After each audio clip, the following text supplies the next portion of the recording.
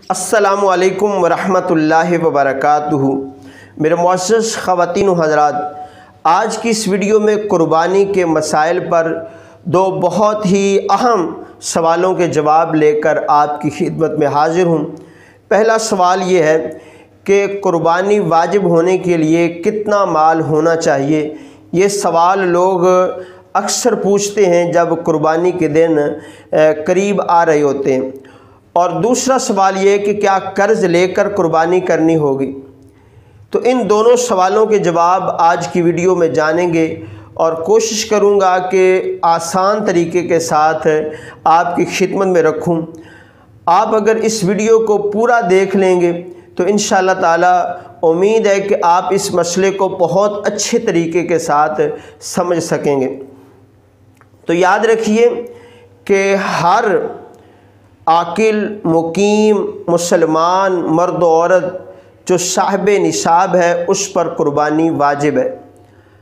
अब साहिब निसाब किसको कहते हैं, मैं आसान लफ्ज़ों में बताता हूँ कि साहिब निसाब वो बंदा है कि जिसके पास 52.5 तोले चांदी मौजूद है या 52.5 तोले चांदी जितने पैसे मौजूद हैं कि वो इन पैसों से 52.5 तोले चांदी ख़रीद सकता है, या इतनी मालियत का उसके पास तजारत का माल है, या फिर ज़रूरियात ज़िंदगी से हट कर इतना उसके पास सामान पड़ा हुआ है कि जिनकी कीमत 52.5 तोले चांदी के पैसों के बराबर पहुंच जाती है, और फिर उसने किसी का कर्ज़ भी नहीं देना, न लोगों का न उस पर अल्लाह का कर्ज़ है, तो इस सूरत में उस पर कुर्बानी वाजिब होगी। अगर किसी बंदे के पास इतने पैसे मौजूद हैं कि वो साहिब निसाब हो जाता है, लेकिन साथ साथ उस बंदे ने लोगों के पैसे देने हैं, लोगों का कर्ज़ देना है, अब जितना उसने कर्ज़ देना है उतने पैसे उस निसाब से निकाल दें तो अब वो निसाब बाकी नहीं रहता, तो इस सूरत में उस पर कुर्बानी वाजिब नहीं होगी। अब फुक़हा फरमाते हैं कि ज़रूरियात ज़िंदगी के अंदर कौन सी चीज़ें आती हैं। ये कहा गया है ना कि ज़रूरियात ज़िंदगी से हट कर उसके पास इतने पैसे मौजूद हों तो वो साहिब निसाब है।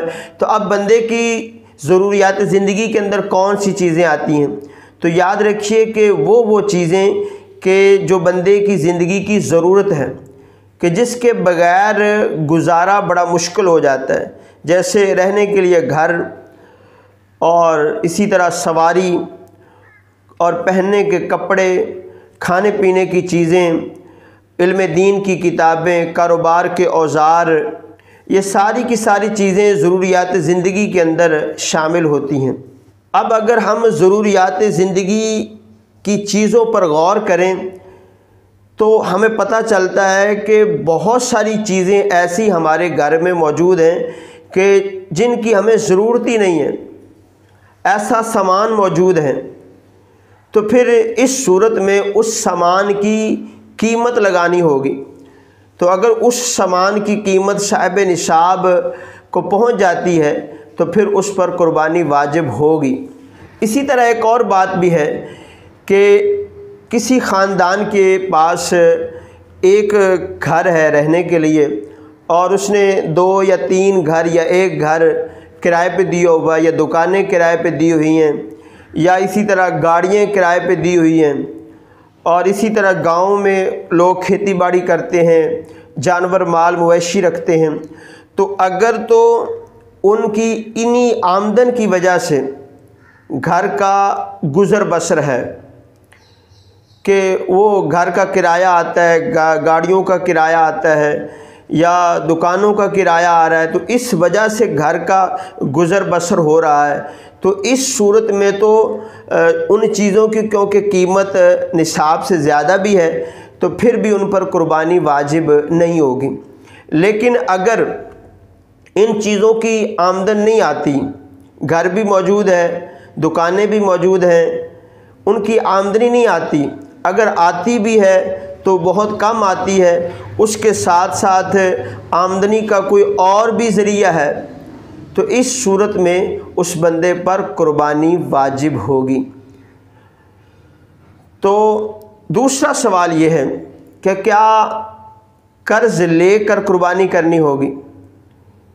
तो मेरे मोहतरम भाइयों, जो कुर्बानी की ताकत रखता है ना, अगर वो कुर्बानी नहीं करता तो उनके लिए ये लम्हा फ़िक्रिया है कि वो कुर्बानी ना करके इतने बड़े सवाब से महरूम हो गया और गुनहगार हो गया। अब इसी तरह ये फतावा अमजदिया जिल्द 3 सफ़ा 315 पर है कि जिस बंदे पर कुर्बानी वाजिब है लेकिन उसके पास उस वक़्त पैसे मौजूद नहीं हैं, जैसे उसने अपने कारोबार में लगा दिए हैं या लोगों से इतना पैसा लेना है कि जो साहिब निसाब को पहुंच जाता है, लेकिन उस वक़्त उस बंदे के पास पैसे मौजूद नहीं हैं, तो फिर उसके लिए हुक्म है कि वो या तो कर्ज़ लेकर कुर्बानी करे या फिर अपना कोई सामान बेचकर कुर्बानी करे। तो जो गरीब है, फ़कीर है, उस पर तो वैसे भी कुर्बानी वाजिब नहीं है और उसके लिए हुक्म नहीं है कि वो कर्ज़ लेकर कुर्बानी करे। तो कर्ज़ लेकर उसके लिए हुक्म है कि जिस पर कुर्बानी वाजिब है। बसा औक़ात ऐसा भी होता है कि उस बंदे के पास जेब में तो पैसे नहीं होते लेकिन उसके पास इतना सामान, इतना माल तजारत होता है कि जो निसाब से भी ज़्यादा होता है, या फिर इतने पैसे उसने लोगों से लेने होते हैं, लोगों को उधार दिए होते हैं, कर्ज़ा दिया होता है कि जो निसाब को पहुंच जाता है, तो उसको उम्मीद है कि वो मेरे पास पैसे आ जाएंगे। तो अब उस बंदे के लिए हुक्म है कि वो कुर्बानी लाजमी करे, चाहे वो कर्ज़ लेकर करे या कोई अपना सामान बेच कर करे। उम्मीद करता हूँ कि मैं आपको बात समझाने में कामयाब हो गया हूँगा। अगर आपको कोई बात समझ नहीं आती तो आप कमेंट्स बॉक्स में ये मुझसे पूछ सकते हैं। तो कुर्बानी के मसाइल जानने के लिए अगली वीडियो तक मुझे दीजिएगा इजाज़त। अल्लाह हाफिज़।